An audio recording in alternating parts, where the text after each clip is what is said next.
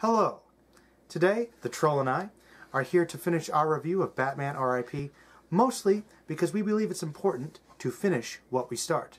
Now, before we go any further, I believe it is important for us to inform our viewers as to why it took us so long to complete this daunting task.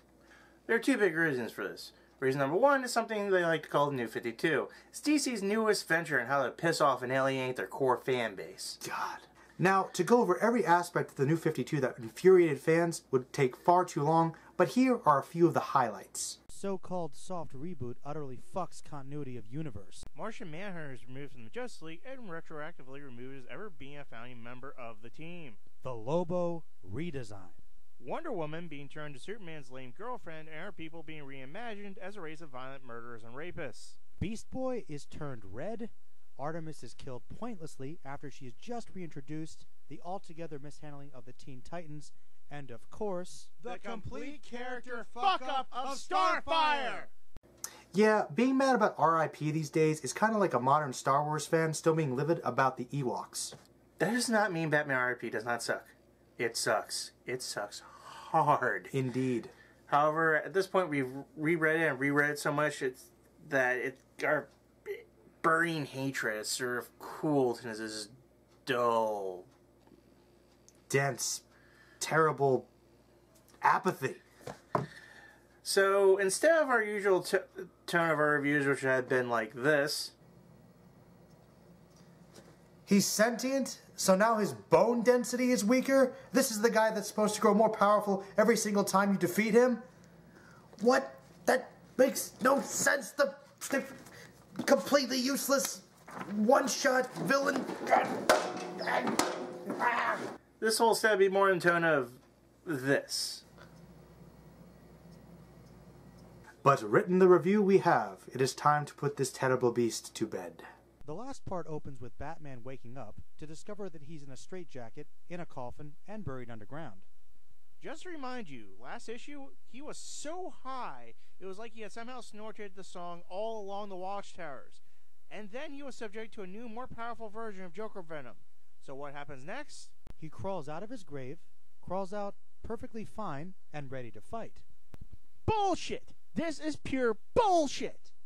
But remember, Troll, he's Fuck you!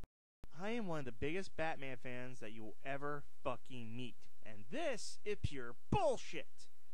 I can believe that Batman can shake off having all of Woodstock pumped into his veins. I can believe he can somehow disbelieve Joker Venom. Hell, I can easily buy that he could escape the straitjacket and the coffin and dig himself out of the ground. Fuck, I can believe a combination of two of those, but not all three! Not only has Grant Morrison wrote Batman with superpowers, but I believe that his blood is what they inject into Steve Rogers. Well, to get us back on track, there were a few things that we skipped over to spoil that reveal. When Bruce is in the coffin, he experiences a flashback of that one time he did something called the Thogao, which seems to be some sort of extreme meditation that causes one to experience death. Why Batman would need that, I don't know, as he's already died and come back in a JLA story.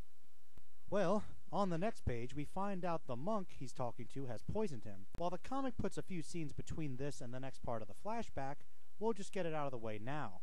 When we get back to the flashback, we find out that Bruce has switched the cups, and the monk has poisoned himself instead. Phew! Man, I was really worried there for a second that Batman would have been killed years before this story took place. Yeah. Then we finally get back to the last page of the flashback. We see Batman administering the antidote to the poison to the monk, all while telling the monk to go tell his boss that when he makes his move, he'll be ready. Which, according to what we've seen in this comic thus far, he really wasn't. Also, Batman says something about him knowing about someone else that the monk has poisoned. So he's letting a murderer walk free in order to deliver a message. Between the parts of the flashback, the comic cuts back to Robin fighting on some rooftop with Hans in the killer mine. How long have they been fighting? And why are you putting blank word bubbles for the pages of the mime? Mimes don't talk. We get it. Well, if it ain't the Jolly Swagman. Long way from home, mate. Doc fucking Ranger, you're dead. Dream on, Doc Ranger, formerly the Scout, and then he zaps him. I have no idea what he just said even means. And then someone else panel apologizes for not getting there sooner, and we turn the page to see That's the International Club of Heroes. You know, the International Club of Heroes. That lame superhero group you've never heard of before this comic. The arch enemy of the Club of Villains. That lame super villain team you've never heard of before this comic. And they just showed up from all over the world to save Robin. And they'll be doing fuck all for the rest of this comic.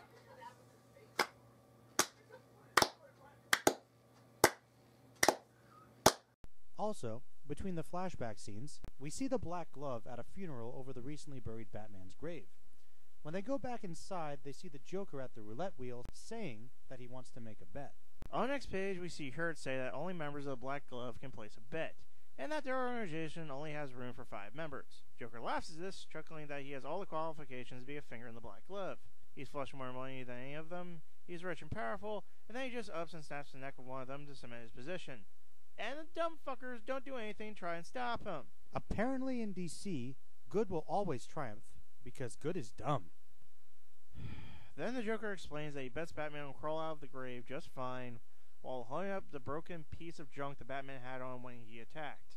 One of the members of the Glove opens up the little radio, seems amazed that it has been wired to send a signal instead of receive one, and then another panel shows the Bat computer saying, Arkham Asylum Security, initiate override. Let me remind you, when Batman had this thing, he was so fucking high that he was having conversations with an inanimate stone.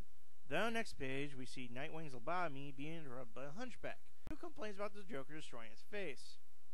I guess the clown prince of crime did not appreciate your striptease, you little hairy weirdo. Well, he's so pissed off that the creepy little bastard is about to lobotomize the hero himself, when all lights go out and Nightwing jumps up and saves himself. Then, after skipping a couple of pages we already talked about, we come to the Batman finally digging himself out of his coffin, and then striking a badass pose. Naturally, he can't help it. Whenever Batman survives something that should, by all rights, kill him, he goes into an awesome pose. It's just his nature. Then on the next page, On next page, we get the Joker saying insane bullshit for 5 panels. As far as I can translate, he tells the Black Glove that Batman has them and they are fucked. Then the other members of the Glove, the ones that don't matter, tell Hurt that he has got to get them out of there. The Doctor simply tells them that they chose to be there, so they have no one to blame for their situation other than themselves. He then points out that he couldn't do anything if he wanted because Arkham is locked down. And he says this as Batman's eyes glare at him from the darkness. The next page is so lame and embarrassing, I don't even want to talk about it. Batman asks a gang of evil rich douchebags if they're prepared for the ass-kicking he's about to unleash upon them. And to that, Jezebel Jet mentions that she thought she smelled dirt. She then goes on to explain that there's nothing Bruce can do, that no court can put them away, and that she is not tall enough to demonstrate the difference in how rich the Glove are in comparison to him. Apparently, imagination and intelligence are not necessary to become supervillain rich, nor is fear of being beaten into life support. Then Batman begins battling thugs. Where the hell these thugs came from, I have no idea, but Batman seems to easily smack them around as he's heckled by the Black Glove. I know that we've mentioned this already, but these villains suck. On the next page, Batman tells Jezebel that he knows about the letters from her dead mother, that they are the only thing she really treasures, and that he stole them. Jezebel then tells Batman that she is still one because he will never love or trust another woman, and by the gods, will this shit end? Unfortunately, not yet. Instead, Nightwing decides to show up and help Batman fight through the goons. The two quip for a bit before Batman leaves after Hurt. Next scene. Then we get a page where Robin talks to those people who don't know, then decides to leave and help Batman. Then we get to a scene where the Joker steals an ambulance and uses it to try and get away from Arkham before it gets hit by the Batmobile and knocked off a bridge. We then cut to the inside of the Batmobile where Alfred points out to Damian, who for some fucking reason is driving, that he just knocked an ambulance off the goddamn bridge. Damian basically says that it wasn't worth his attention, that Alfred should be grateful that he didn't leave the butler in the fire, and wonders if his dad will let him keep the car. Fuck Damian Wayne! On the next page, Batman goes after Dr. Hurt as the villain lists the steps of his plan, which I cannot ever imagine making sense even to him. He then tells Batman that he needs to put away his costume and retire while he shoots at him. I really don't know if he thinks this would work or if he's just babbling now. Then the final twist. Dr. Hurt reveals that he is Thomas Wayne, Bruce's father. What a twist! And then Batman calmly tells him that he's not. He then says something about Hurt being him and his father's double and someone else. Then Hurt says no, he's the enemy. Been there since the beginning. This goes beyond monologuing. This is reaching Ultimate Warrior level bullshit! And on the next page, Hurt threatens to release documents to the media to tarnish the names of Alfred and Bruce's parents, unless Batman pledges himself to the Black Glove and all that is evil and naughty. Seems like Hurt gave up that I'm your father angle pretty quick. Instead, Bruce decides to jump after him and kick his ass. As the copper pilot, who is dressed like Batman for some reason, is trying to shake the angry vigilante off, Batman wonders if Hurt is the actual devil. The Doctor shouts about how the Black Glove always wins, even as the Dark Knight punches his fist through the windshield. Well, the helicopter crashes and explodes, and then the ancillary characters who didn't have a point in the story all arrive to see it. Glad you came to the party, guys. On the next page, we see Nightwing standing somberly, holding Batman's cape and cowl. Wait. Troll, does that mean that Batman is dead?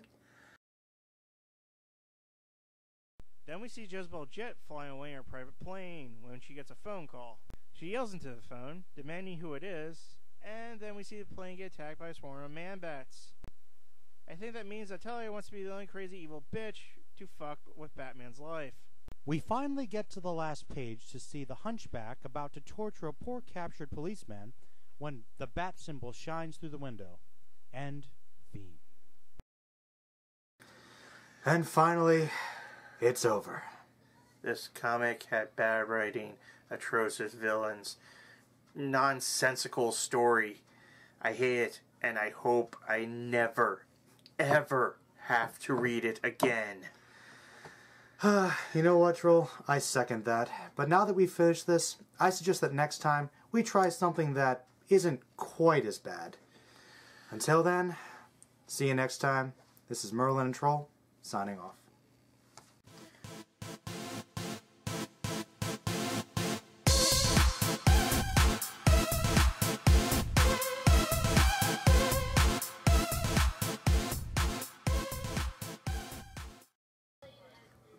Phew!